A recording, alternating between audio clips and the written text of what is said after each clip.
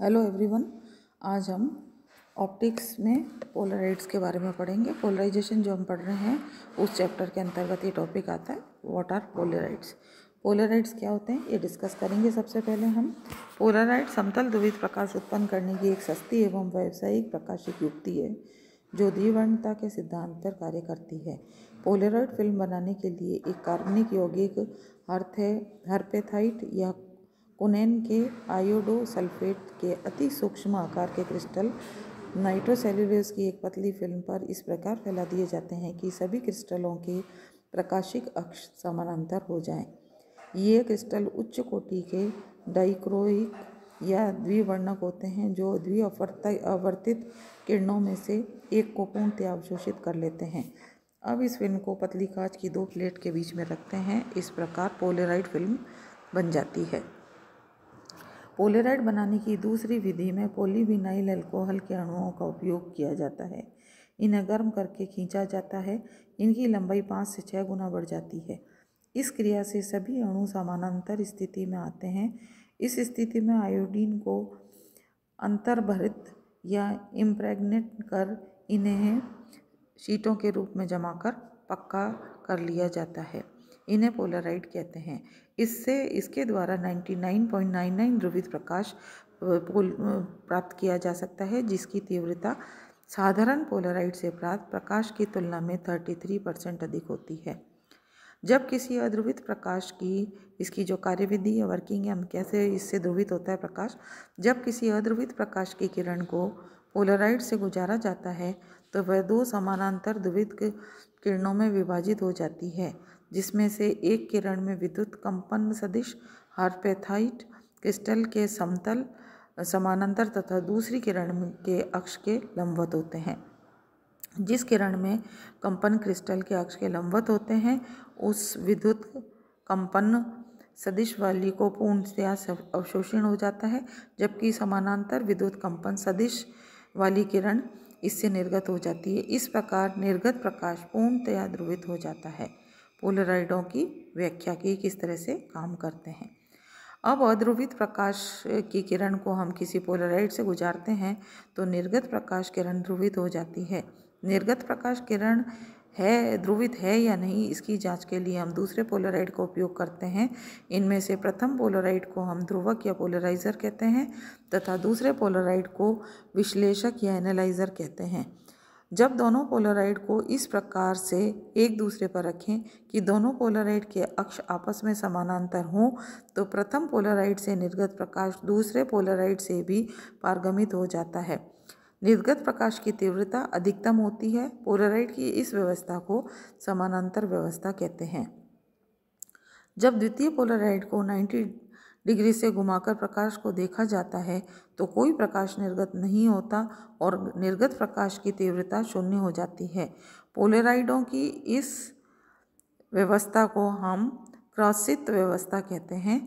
इस व्यवस्था में दोनों पोलराइड के अक्ष एक दूसरे के लंबवत होते हैं। ये हमारे पास डायग्राम से दो तरह की बन रहा है। एक में दोनों इसकी पैरेलल है, ध्रुवक और विश्लेषक, ये समानांतर व्यवस्था है। दूसरे में विश्लेषक जो है ये इसके परपेंडिकुलर रखा हुआ है, ये कहलाती है आपकी क्रॉसित व्यवस्था, जिसमें कि दोनों की जो अक्ष है वो परपेंडिकुलर है। मेलस का नियम या मेलस लॉ। दो पोलराइडों से निर्गत प्रकाश की तीव्रता के बारे में वैज्ञानिक मेलस ने इस नियम को दिया, जिसे मेलस का नियम कहते हैं। इसके अनुसार जब अध्रुवित प्रकाश ध्रुवक तथा विश्लेषक दोनों में से पारगमित होता है तो निर्गत प्रकाश की तीव्रता ध्रुवक तथा विश्लेषकों के बीच के कोण के कोजा को वर्ग के कोस थीटा के वर्ग के अनुक्रमानुपाती होती है। तो हम मैथमेटिकली हम लिख सकते हैं intensity I is proportional to cos square theta, जहाँ थीटा ध्रुवक तथा विश्लेषक के अक्षों के बीच का कोण है। और इसको हम लिख सकते हैं, जब प्रोपोर्शनलिटी का फैक्टर हटाएंगे तो I is equal to I0 cos square theta, जहाँ I0 निर्गत प्रकाश की अधिकतम तीव्रता है। फर्स्ट, यदि theta is equal to 0 degree हो तो I is equal to I0 अधिकतम मान होगा, जबकि समानांतर व्यवस्था होगी। और जब theta is equal to 90 degree हो तो हमें क्रॉसित व्यवस्था मिलेगी। इस वक्त I इज इक्वल टू 0 या तीव्रता का मान न्यूनतम होगा।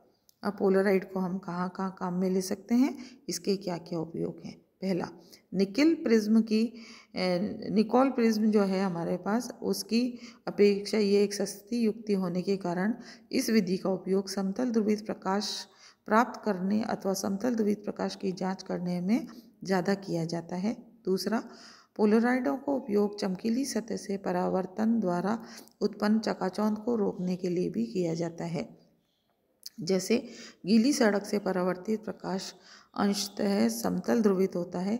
यदि कार का वातरोधी पर्दा या विंड स्क्रीन जो है हमारा पोलराइड से बना हो तो वह इस प्रकाश को चालक तक नहीं पहुंचने देता है।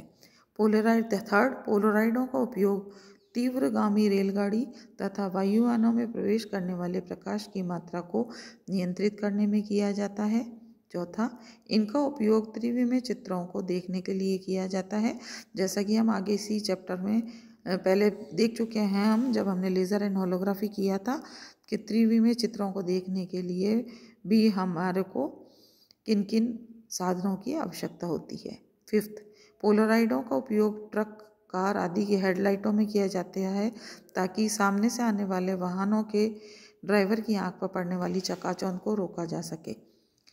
सिक्स्थ, इनका उपयोग धातुओं के प्रकाशीय गुणों का अध्ययन करने के लिए किया जाता है।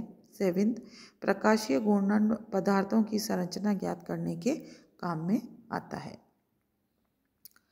अब हम इसकी सहायता से समतल ध्रुवित प्रकाश की पहचान भी कर सकते हैं। Identification of polarised light. प्रकाश की किरण ध्रुवित है या अंशतः ध्रुवित है या अध्रुवित है, इसकी जांच केवल आंख से देखकर नहीं की जा सकती। इसकी जांच पोलराइड की सहायता से निम्न प्रकार की जा सकती है। पहला, अगर अध्रुवित प्रकाश है तो पोलराइड से देखने पर किरण के प्रति पोलराइड को घुमाने पर यदि उसकी स्थिति में निर्गत प्रकाश की तीव्रता में कोई परिवर्तन नहीं आता तो यह प्रकाश किरण अध्रुवित है, क्योंकि अध्रुवित प्रकाश किरण में कंपन सभी जो जितने भी हैं उनको सभी दिशाओं में पाए जाते हैं, इसलिए इसके अंदर कभी भी प्रकाश जो है उसकी तीव्रता शून्य नहीं होगी। दूसरा, आंशिक ध्रुवित प्रकाश। जब पोलराइड को घुमाने पर निर्गत प्रकाश की तीव्रता में परिवर्तन तो होता है, लेकिन पोलराइड की किसी भी स्थिति के लिए तीव्रता शून्य नहीं होती, तब हम उसको अंशतः ध्रुवित प्रकाश कहते हैं। थर्ड, समतल ध्रुवित प्रकाश। जब पोलराइड को घुमाकर देखने पर निर्गत प्रकाश की तीव्रता में परिवर्तन होता है तथा एक पूरे चक्कर में 2 बार अधिकतम तथा 2 बार तीव्रता शून्य हो जाती है तो प्रकाश किरण समतल ध्रुवित कहलाती है।